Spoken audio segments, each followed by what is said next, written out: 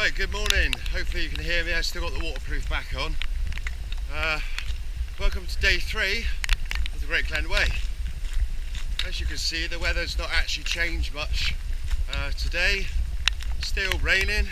It's been rain and more rain.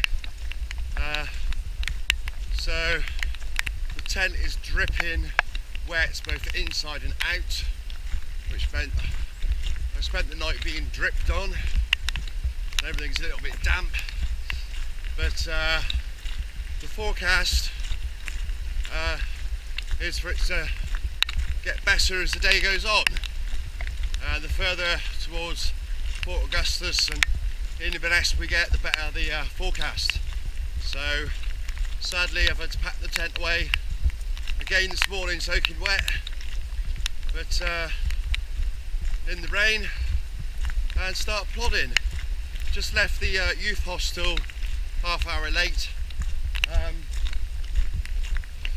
basically just because it was absolutely lashing it down with rain, and just waiting for the rain to ease off a little bit really before trying to pack the tent and stuff away. So here we are, we're on our way, and I'll give you an update again later.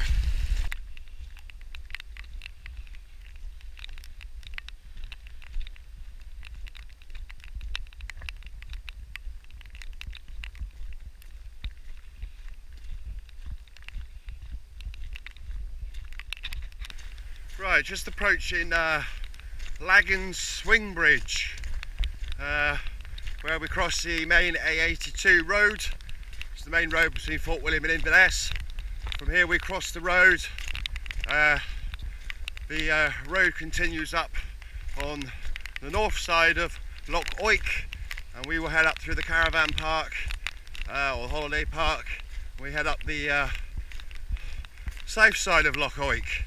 So up to the next swing bridge further up, and then from there on we'll be back following the canal all the way to Fort Augustus. I'm planning to get hopefully to Fort Augustus for lunchtime today, and I've still got about another 4 or so miles to go after that to where I'm planning to camp tonight. So as you can see, yep, the weather is pretty miserable, but keep on plodding. Hopefully when we get up the other side into the trees and the forest, we'll be a bit more sheltered from it. So onwards we go. Right, welcome to Inver, or Invergary, or however we want to pronounce it. It's a project they've got on the going. They're basically trying to, there used to be a railway line from either Fort Augustus or Fort William through to Speen Bridge along the edge of the locks. And there's a project here to try and rebuild the old station and a part of the line. So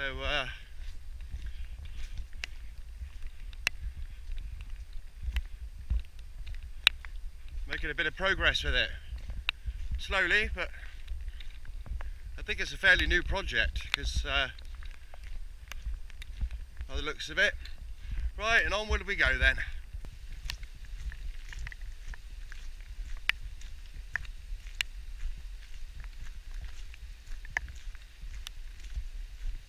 Right, just been to make out Loch Coille in the trees. So the shortest of the locks. It's only about 4 miles, I think, from one end to the other end. So it's from Laggan Swing Bridge up to Bridge of Coille. And it's a shame the trees are in the way because it'll probably be a nice day, view on a nice day. But basically, we continue to follow what was the old disused railway line.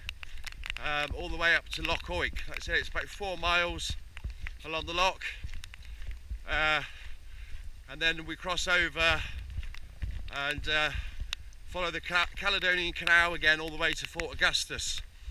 And the sign I saw when I came off of Laggan footbridge was Loch Coille 4 miles and Fort Augustus 9. So the plan is to try and get to Fort Augustus around lunchtime. So 4 miles up to the end of the bridge, and then 5 miles along the canal to Fort Augustus.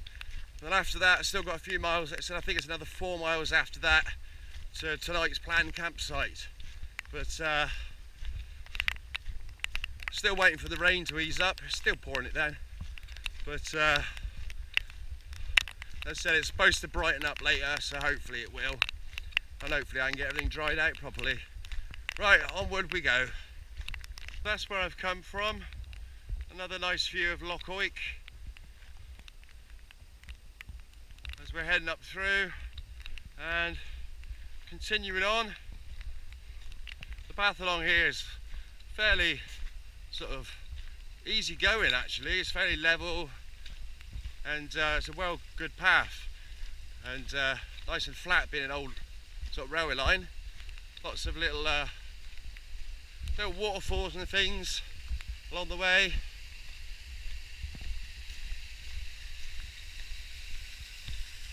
But we're making good progress, so and I think the rain is just about stopped. Oh, and possibly a little bit of blue sky. Let's see if it lasts, but fingers crossed it will. But speak to you again shortly. Right folks, hopefully you can just make out here the old castle ruins, which apparently, according to the map, is the old ruins of Inver Castle. So unfortunately it's the other side of the loch, so we won't be visiting it.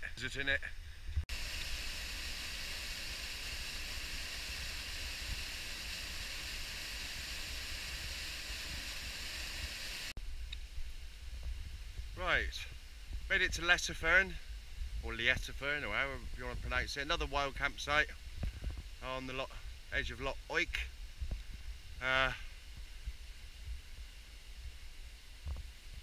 Should have had a break by now of 10 minutes, but I was hoping there was going to be a shelter or something here, just even though it's not raining.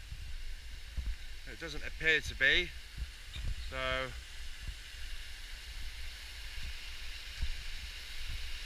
however, despite leaving the hostel half-hour late this morning, I've actually got to Letterfern actually on time. So I've made up some good time, even though I've sacrificed a 10-minute break, although I'm possibly just going to go on a bit and then find somewhere just to have a quick break, really. 5-10 minutes, that's all. But it will still only put me about 20 minutes behind schedule. So, sorry, 10 minutes behind schedule, because I've made up the half an hour that that was late this morning already. So even with a 10-minute stop, it'll only be 10 minutes behind schedule, and then we'll be back along the Caledonian Canal again shortly.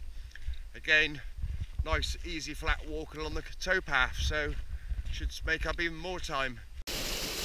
Right people, you can just make out Coille Bridge, so not far to go. Like I said, just carry on a little bit over a viaduct and along around the river bank there, and we'll be there. So catch up in a bit.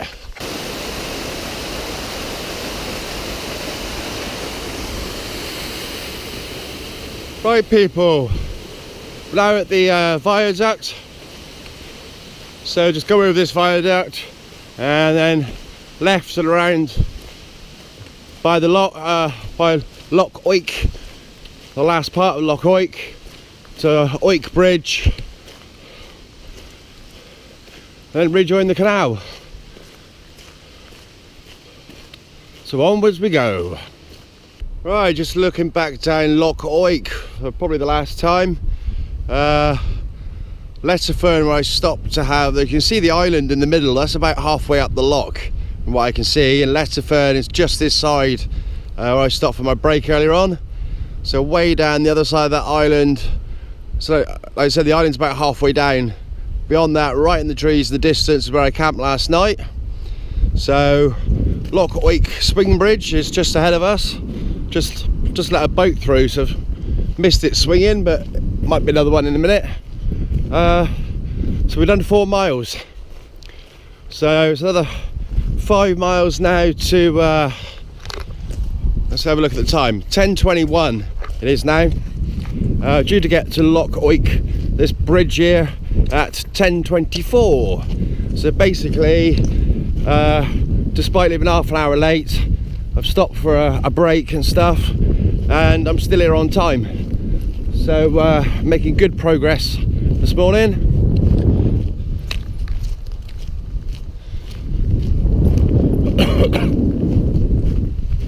So there's a boat just come through off the canal. So yeah, onwards we go. Right folks, this is a bit of an interesting one. We have to cross a weir between the, obviously it's an overflow for the canal and the River Oik. And there's a warning sign saying not to cross if there's water flowing across the weir, obviously. But to turn back, go back to the the swing bridge, and use the other side of the canal up to the next lock, Coille lock, where you can cross back over. Luckily today, I'm just going to walk across the weir. Right, welcome to Coille lock.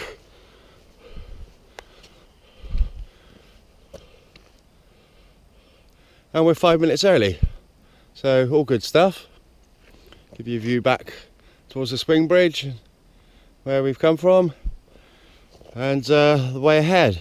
Obviously Loch Oik is the highest point on the Caledonian Canal because it rises Neptune's staircase from Fort William up through various locks to Loch Oik, and now it appears it heads down towards Loch Ness. So Loch Oik must be the highest point on the entire canal. It's not the highest point of our walk. That comes on the last day. The first couple of days, as far as Fort Augustus, so the first 2.5 days are fairly easy going. After that, sadly, it gets a bit more tougher and a few more climbs. But I'll keep you posted. So, onwards we go. Right folks, here we are, walking on the canal. This is what I like about Scotland. I've seen, so far today, consider I've done, probably about 5 miles so far. I've seen hardly anybody. I've seen like 1 or 2 people. And if I just shut up a minute, you'll see how peaceful and quiet it is here on the canal.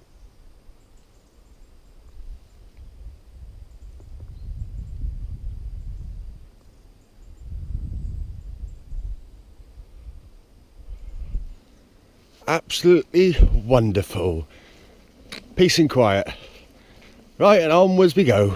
Right guys, I don't know if you can see this. We just walk along, looking around, and you look straight across in this field, look, a massive great herd of deer. Just there, they're all looking at me, thinking what's he doing? But there's a big canal between me and them, so they know they're quite safe.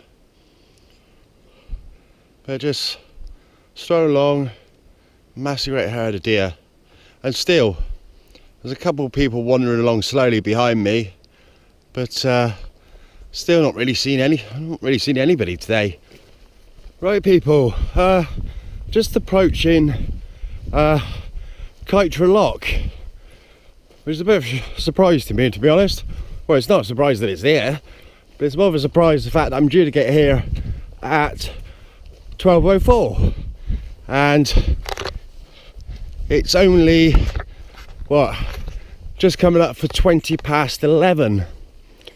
So I left the campsite, like I said, after the youth hostel this morning at half hour late, and it appears I'm going to be here 45 minutes early. So good progress on the towpath. Like I said, I'm probably going to stop and have a quick coffee here. One of the advantages of carrying your gear is I can stop, get the stove out and make a coffee. Have a little wee break just to take the weight off my feet and sit down. And I plan to plod on to Fort Augustus.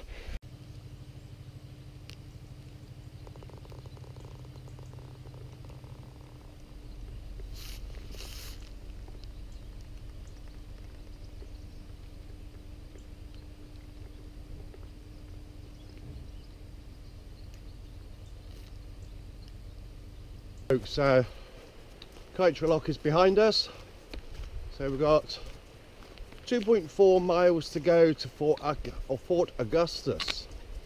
So it should take about an hour, roughly. So that's the plan anyway. And then once we reach Fort Augustus, we will reach Loch Ness.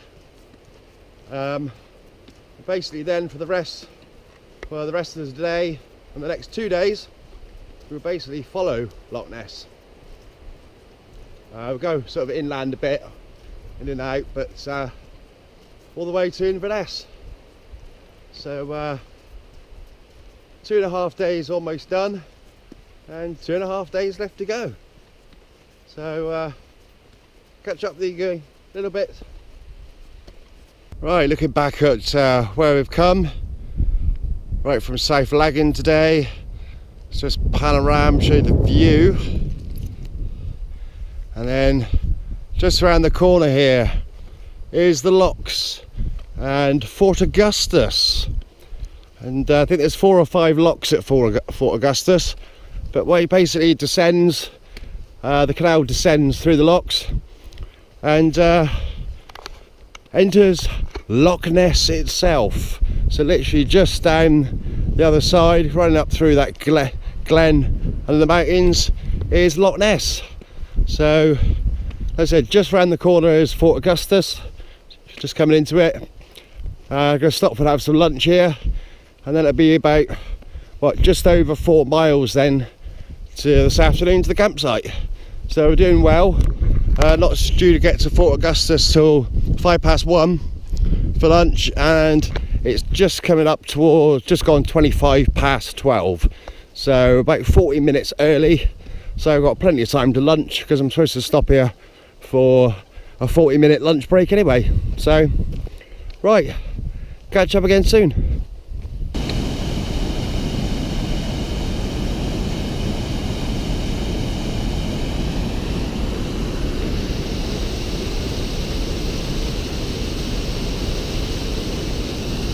Right, welcome back guys. Just to let you know, just leaving Fort Augustus. Nice big, well, I don't know about big, but a bit of a climb up out of Fort Augustus. Initially, a little bit behind schedule, because I bumped into Margaret again from Canada at Fort Augustus. Stopped down a drink with her, and also Missy from America. Also two more people doing the Great Glen Way solo. So I'm just leaving the road at Fort Augustus. Just behind me, little wild camp spot. It's not marked on any ordnance survey map, but I did read in the guidebook that there was supposed to be a wild site here. So it's obviously a fire pit and stuff, so it's obviously used. But yeah, just climbing out of Fort Augustus. So stopped and had lunch in Fort Augustus in the Bothy Bar, and sat on the lock side with Margaret and Missy and a drink and a chatter. So I've got about 4 miles to run to the campsite tonight. Basically I should have left Fort Augustus at 20 to 2. It was more like 3 o'clock. So I stopped in the shop and got a few bits. So, but I'm not panicking today. I mean, I'm supposed to finish about, I think on the schedule, about 20 to 5. 4 miles to run, possibly, what, hour and a half, no more than 2 hours after this climb, and get the tent set up and dry out. So I'll catch up with you once I've got this nice climb out of the way. Right folks, climbed out of Fort Augustus. It's fairly steep, but it's a fairly short little climb. Nice viewpoint. and now descending what would have been my next checkpoint, which is the track split above Cherry Island, which I believe I'm coming down to now. So should have been here at 2:30 according to the plan, and it's now 20 to 4. So despite the fact I've actually stopped and had lunch and had a good natter and everything like that, quick view behind me, look, Loch Ness. I'm not actually doing too bad. Yeah, this is the path split, so I'm about an hour and 10 minutes behind schedule, despite the fact I stopped, had lunch, which I planned to do for 40 minutes. What I hadn't planned to do is obviously then spend another sort of hour chatting to Margaret Missy, but it was a good chat, and it's nice to meet people along the way and are doing the same thing, have the same interests. Right, so this is where we split. Basically, I'll just turn you around. We've got the choice here of the high route or the low route. The high route is exactly what it says, takes you up over the top and back down to Inver. I've got to take the low route because my campsite is actually here tonight, about halfway between the two, and it's actually on the low route. So the low route is mostly flat, rises 50 metres above the loch, and it's 6.1 miles to Inver Morriston. Basically, we ain't going that far. Right folks, just a quick update. Descended down to the car park next to the road. Lots of signs, no camping and stuff like that, so because I wasn't camping there anyway. And we're on the way back up the climb from the car park back up. Gorgeous green lush forest. Obviously behind me, that's the hill we're coming up. It's not too steep, it's just with the heavy pack on, which obviously I've restocked with food and stuff in Fort Augustus to carry 2.5 days food with me. So I've bought some food and bits and pieces which I've stocked up on for sort of snacks and lunch tomorrow. But it's lovely green lush forest, and that's the way I'm going behind me. But I think I'm almost at the top now, and then it should be according to the map a reasonably sort of levelish walk then until I get to the top above the campsite. Now to get to the campsite, apparently I need to descend down through the woods a short distance alongside a little stream or whatever to the campsite, which means in the morning I've got the little climb back up. I'm assured it's not very far. It might be steep, but it's not very far. So just to get back up on the track in the morning. But hopefully up round the corner here, it's going to level out.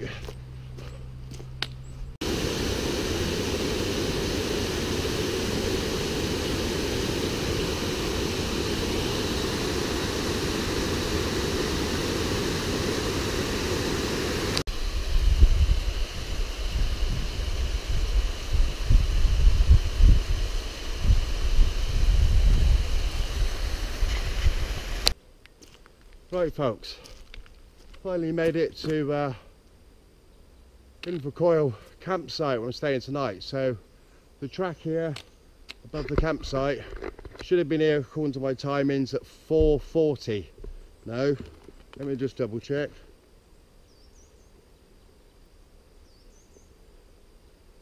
Sorry, 10 to 4 I should have got here. It's now literally just gone 5 o'clock. It's an hour and 10 minutes late, but that's okay, I can accept that. So just need to descend the path through the woods to the campsite and set the tent up. I think it is a little bit of a climb back up in the morning. I'll see as I go down, but I think it's not very far, so to return to this point in the morning. But so right, and down here we go.